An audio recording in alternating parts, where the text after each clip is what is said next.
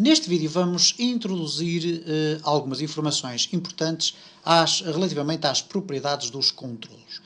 E quando falamos aqui de controlos, estamos a falar essencialmente de todos os objetos que estão disponíveis desde o início para podermos utilizar nas nossas aplicações. Como estamos neste caso a falar de construção de aplicações para desktop, neste caso Windows Forms Applications, nós vamos ter a oportunidade de começar já a falar, por exemplo, sobre o que é o objeto formulário. Um dos aspectos fundamentais na construção de aplicações, neste caso aplicações para desktop, é a construção de formulários, aquilo que nós vulgarmente designamos por janelas. Quando nós criamos ou utilizamos aqui, por exemplo, o nosso explorador do Windows, obviamente que estamos a falar de uma pequena aplicação que contém então uma janela com vários painéis distintivos, com uma barra de ferramentas, com um conjunto de menus, etc, etc. E tem depois aqui vários ícones, tem aqui listagens, tem aqui opções, etc. Ora, neste caso concreto, quando criamos uma aplicação para Windows Desktop, estamos a criar uma aplicação que, por defeito, tem pelo menos um formulário, pelo menos uma form. Okay? Obviamente que poderíamos criar aqui aplicações que não têm qualquer implementação visual, mas neste caso estamos a falar especificamente de aplicações com implementação visual. E na implementação visual, uma vez que estamos a criar sempre projetos Windows Forms Applications, o que vai ser criado automaticamente pelo nosso Visual Studio é logo um formulário. Ora, já vimos também nos vídeos anteriores que o nosso formulário não é nada mais, nada menos do que uma classe derivada de uma classe base que é a classe Form.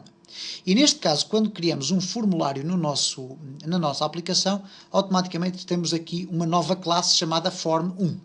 E a partir do momento em que criarmos um outro formulário, teremos o Form 2, o Form 3 e assim sucessivamente.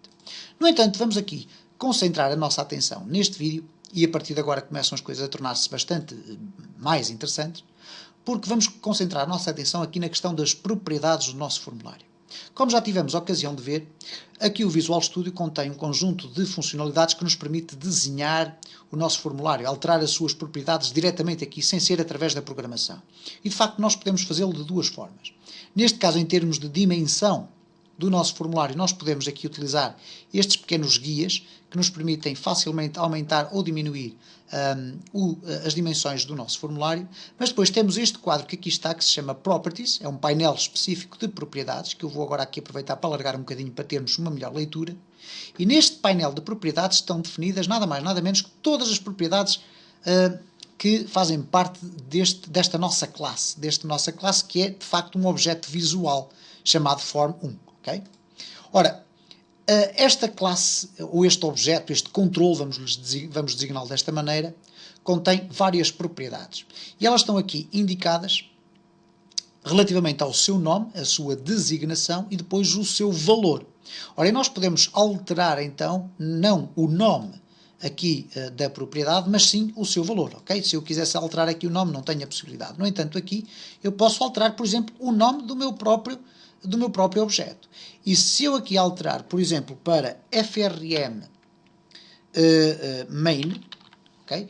O formulário principal, eu pus aqui FRM de formulário, é um tipo de designação que eu habitualmente uso, mas não é obrigatório, nós poderemos dar qualquer nome aqui a este nosso formulário, desde que não tenha espaços, ok?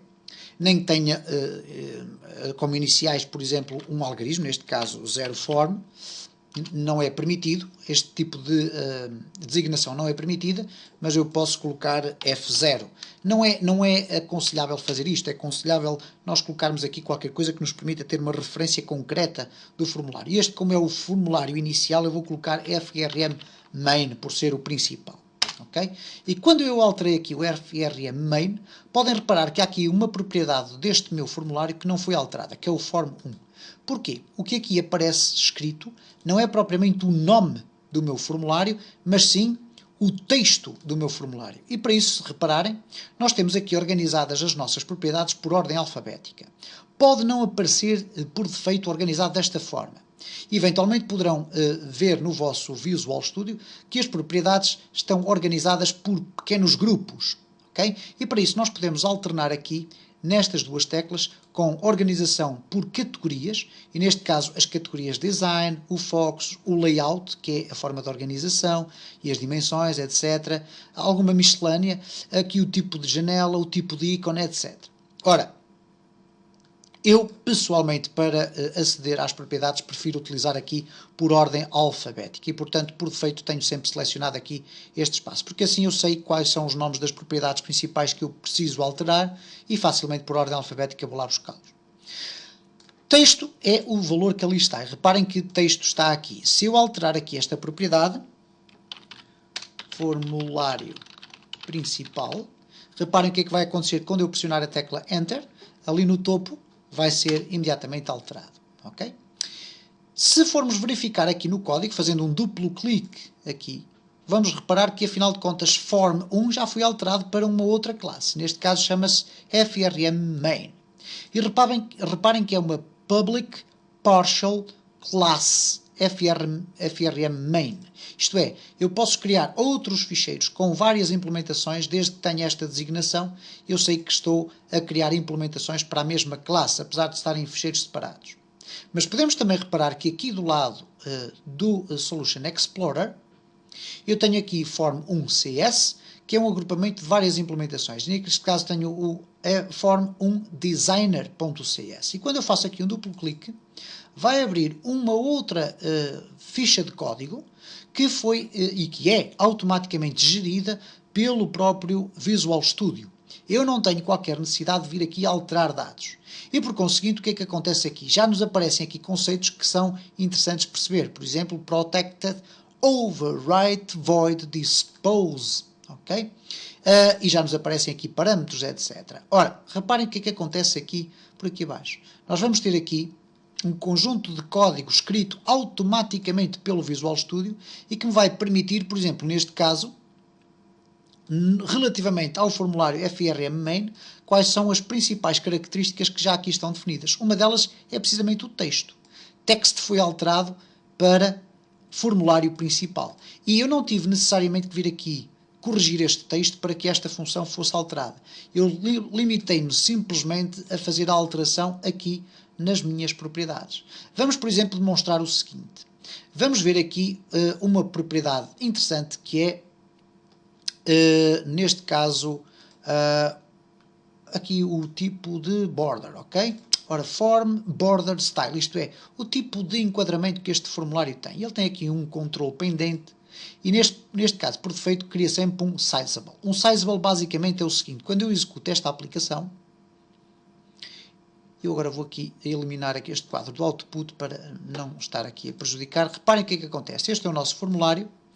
Eu vou aqui baixar o Visual Studio, está aqui. Este é o ícone da minha aplicação. E o formulário, como está definido aqui para ter, então, uma propriedade Sizable, eu posso redimensionar a minha janela. Posso aqui maximizá-la, posso colocá-la novamente ali, posso minimizá-la aqui para o fundo e posso novamente buscá-la. Vamos alterar essa propriedade e podemos aqui clicar neste botão para fechar a nossa aplicação e reparem o que é que vai acontecer. Se eu aqui alterar esta propriedade e vamos aqui voltar ao Form1Designer só para ver o que é que acontece, reparem aqui, não tem aqui nenhuma propriedade chamada Border Style, Form Border Style, ok? Então vamos fazer o seguinte, vamos aqui alterar esta propriedade, ok?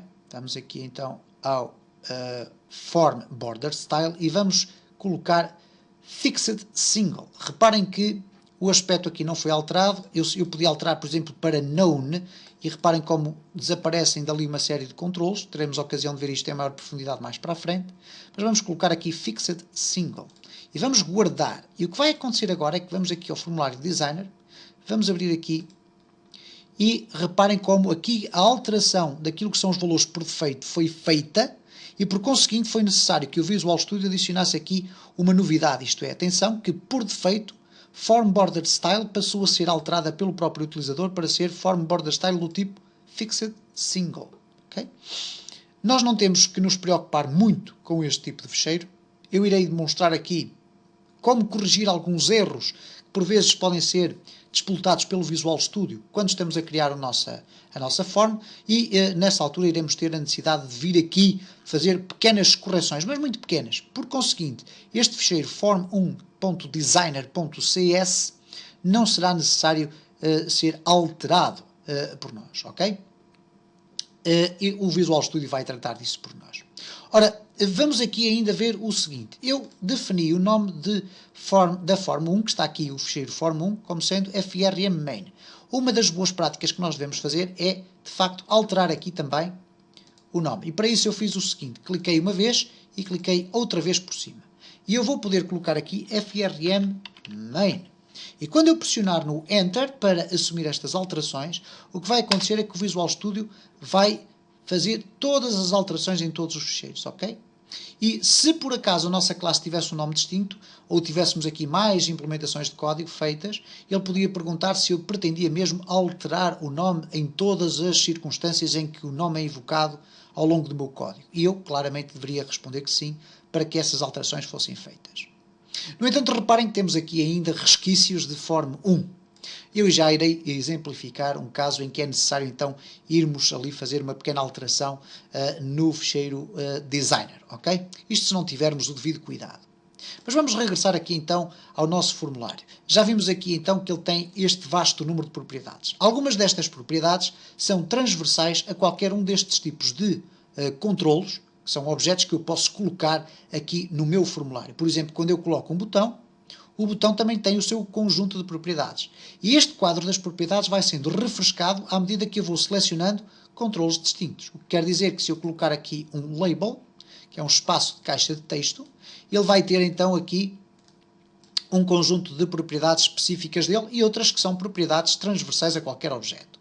Reparem aqui no aspecto fundamental. No topo vai aparecer o nome do objeto selecionado. E neste caso, se eu colocar aqui botão 1, tenho ali button 1.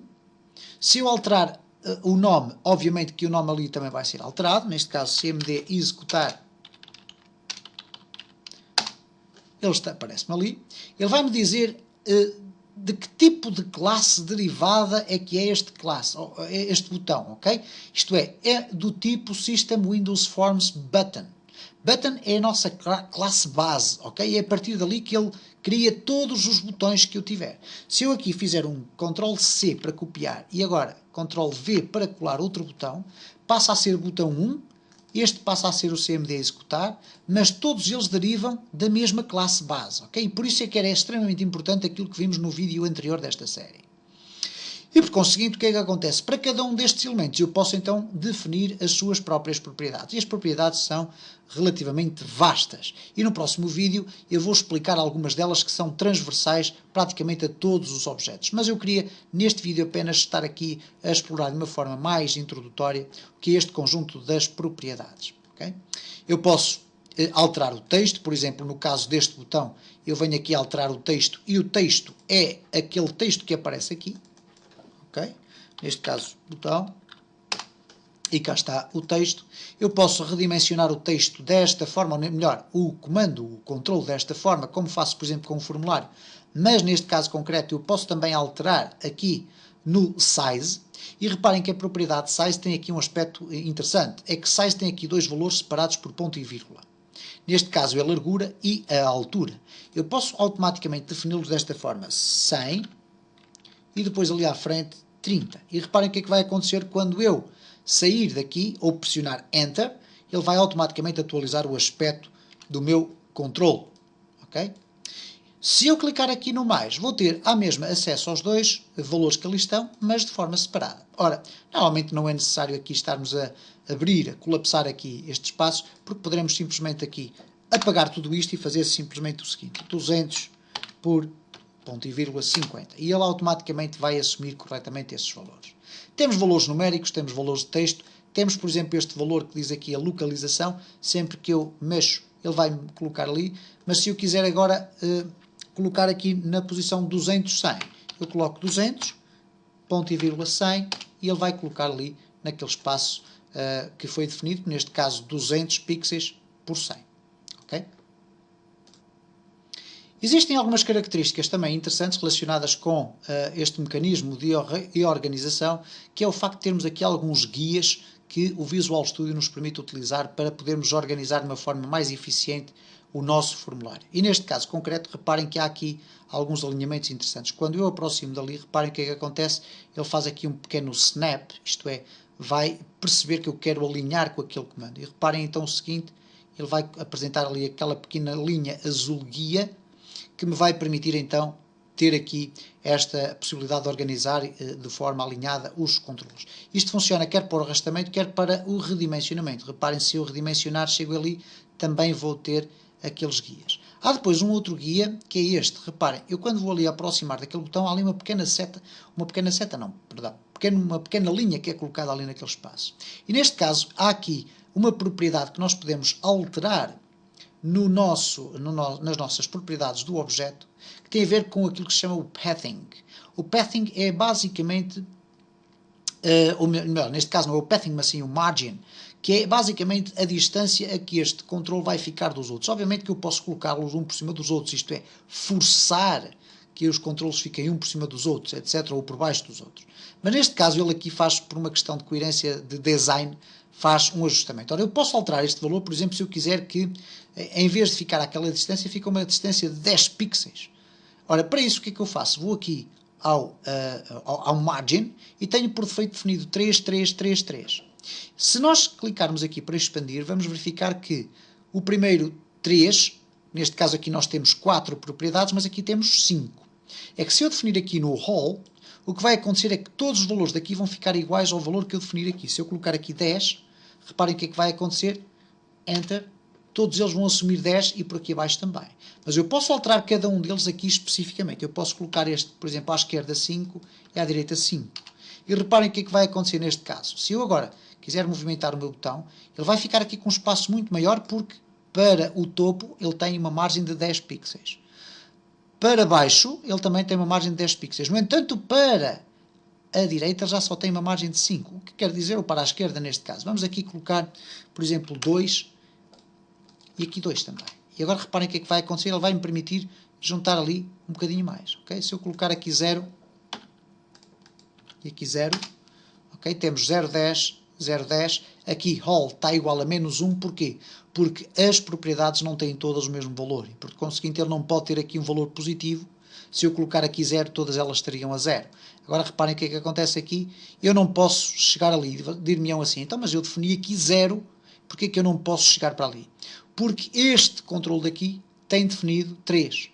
Se eu colocar aqui 0, isto é, a relação entre os dois vai passar a ser uma relação nula. E, portanto, eles basicamente podem ali encostar um com o outro genericamente, ok? Portanto, há aqui aspectos muito interessantes que têm a ver com a questão da organização do nosso layout e, genericamente, embora não estejamos aqui a falar propriamente de alteração destas propriedades, nós na prática estamos a alterar muitas propriedades, porque, reparem, elas vão sendo atualizadas à medida que nós vamos aqui mexendo. E reparem, nesta circunstância também, nós temos a possibilidade, por exemplo, imaginem termos um botão com uma altura diferente daquele, e nós podemos alinhá-lo de várias formas. Ou alinhá-lo com a linha azul, assim, ou assim, de um lado e do outro, ou alinhá-lo pelo texto. E o alinhamento pelo texto é feito com uma linha cor roxo, ok? Ali um violeta. E, portanto, reparem que nós podemos alinhar pelo texto que aparece no botão. E, por conseguinte, aqui está esta propriedade. Vamos, no próximo vídeo, continuar a falar de um modo mais específico sobre as propriedades, não querendo, desde já, terminar este vídeo sem explicar o seguinte. Este painel das propriedades pode estar desligado. E, nesta circunstância, para o vermos, é muito simples. Bastará virmos aqui a View e vamos encontrar aqui, no fundo, Properties Window. E vamos ter as propriedades desta forma. Se, porventura, as propriedades aparecerem, por exemplo, colocadas aqui por baixo, como às vezes aparece, e diz, como é que eu vou colocar as propriedades aqui de lado para ficar igual ao exemplo deste vídeo? Bom, eu posso simplesmente agarrar aqui, neste espaço, sempre a agarrar e a arrastar, e agora vamos ter aqui, enquanto estamos a arrastar, vamos ter aqui várias opções de reorganização. E aquela que nós pretendemos não é esta que aqui está, porque reparem o que é que acontece se eu selecionar esta. Ele vai-me colocar ali quase a substituir o Solution Explorer. O Solution Explorer iria passar para dentro e este iria ficar encostado ao lado. Não, eu vou querer é esta daqui, ok? Reparem como a representação me diz logo onde é que o quadro vai ficar. Então vou colocar ali e tenho as minhas propriedades apresentadas. A forma mais correta, em minha opinião, é ter aqui o formulário sempre, ou o painel sempre visível. No entanto, se nós quisermos retirar a visibilidade deste painel e só poder mostrá-la quando nos interessa, nós podemos fazê-lo de duas formas. Ou clicamos aqui e podemos fazer float, e neste caso trata-se de uma janela completamente distinta. Nós podemos, inclusive, quem tiver um sistema com duplo monitor, pode arrastar para outro monitor e depois esticar esta janela para ter uma visibilidade muito mais interessante das propriedades. Podemos voltar a fazer um dock, neste caso é colocar aqui novamente no local principal, mas podemos aqui retirar ou colocar o Auto Hide. E o Auto Hide significa genericamente o seguinte: escondeu-se, onde é que ficou? Ficou ali. E assim que eu clico aqui, vamos ter as propriedades. Assim que eu saio, ela vai se esconder. Pessoalmente também não gosto muito desta propriedade, por isso mesmo eu retiro aqui novamente o Auto Hide e vou fixar o painel das propriedades onde me dá mais jeito para a criação dos meus projetos.